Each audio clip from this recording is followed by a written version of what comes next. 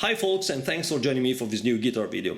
The video that I'm proposing you today is very rare and unique. This one is about the Floyd Rose. It's actually a Floyd Rose troubleshooting video. Today we will go through 4 of the main problems that we may encounter while setting up a Floyd Rose. So kind of buzzes and tuning stuff and things like this.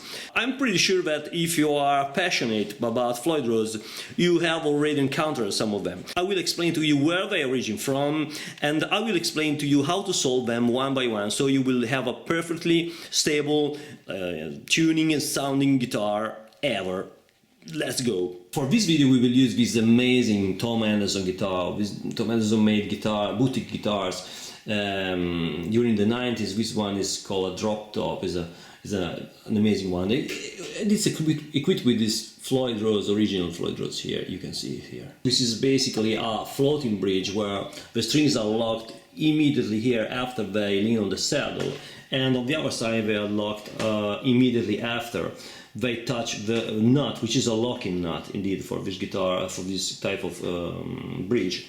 And under that they pass under the string retainer, and then they go through the tuning gears. Now the Floyd Rose bridge is pretty complicated on the mechanical side, So when you set it up, you may encounter some curious problems that are pretty difficult to identify and to solve. So this is what the video is about. Remember that I'm showing this to you with the guitar laying on the table, but when it's up to go through the tuning process or part of the setup of Floyd Rose process, you have to wear your guitar in playing position, I recommend. Okay, let me show you the first and main, probably most common problem that we may encounter while setting up a Floyd Rose. Suppose you have tuned each string and you are going through locking the D string. So you play the D string and the D string is tuned there on the tuner, And then you go and lock the string like this, and you end up with a sharp tuning like this. Let's see how to solve this problem, which is very, very annoying. It makes the whole process a pain in the ass when it happens. This problem is the most common one, but it's also easy to solve. This is due to the fact that the string is not lying completely on the whole surface of the inner part of the locking nut here. You see that it's lift here. Okay. To solve this problem is very, very simple. You just have to lower the string retainer in order to create an angle here, just like this, that will allow the strings to lay perfectly on the whole surface of the locking nut here. Of course you have to do this on both sides at the same height, just like this, okay? The more the angle, the less the problem you will have. Don't, overdo this anyway. Now with the string tuned like this, when you tighten the string, it will remain perfectly tuned, as you see on the tuner. It may also happen to you the opposite thing. So this is the second problem you may encounter that I will show you the solution of. So, meaning that you may tune a string, for example, in this case a G, like this, which is perfectly tuned. And when you lock it this way, you may end up with a flat note, just like this. Let me show you how to solve this and what this is due to. The problem in this case may be related to these 2 screws that locks the nut to the neck, which may be loose. So tighten them the more possible this way. You put the X screw, the intonation X screw, the same one we will use for intonation, and then you tighten them this way. 90% of the times this will solve the flat note when you are locking the nut.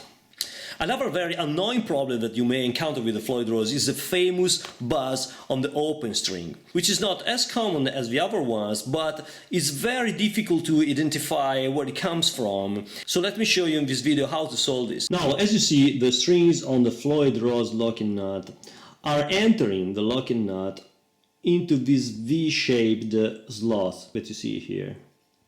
You can see them, okay? If you happen to hear strings that you are playing open, makes a strange buzz that stops as soon as you press the first fret.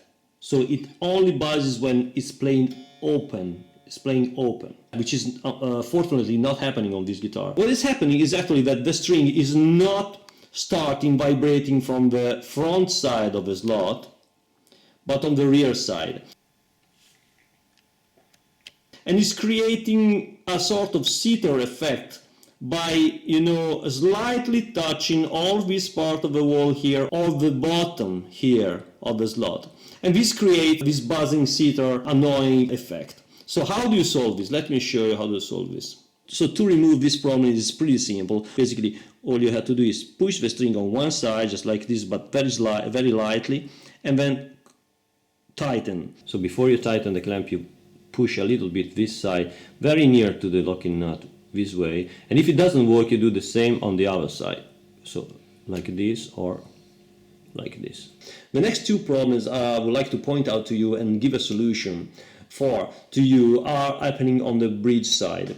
So one of these is when you experience a sudden and complete loss of tuning of your guitar. So you hear a bang, sort of bam, and your guitar suddenly goes completely out of tune. What happened in this case is that one of these screws that is here, this allows the saddle to be moved up and down for adjusting the intonation.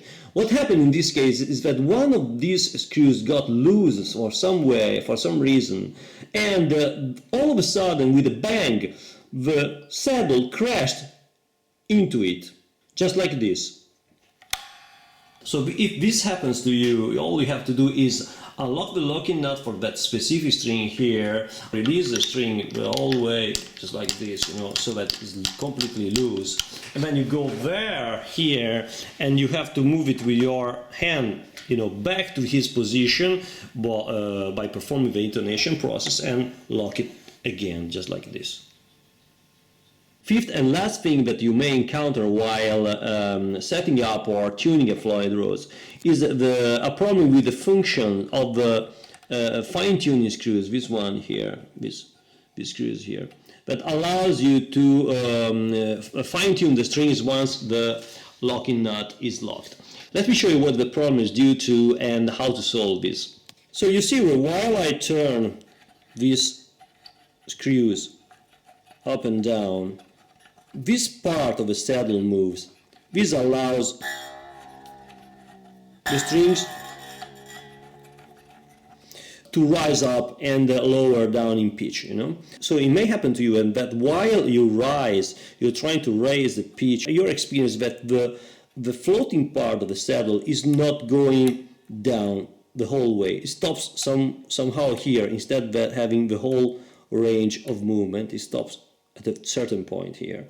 And this prevents you to fine-tune your guitar. So let me show you how it's manufactured and why this is happening, so we can know how to solve this. If you remove the saddle, you will see that under the saddle there's a sort of pavement here, which is made of a little plate of brass.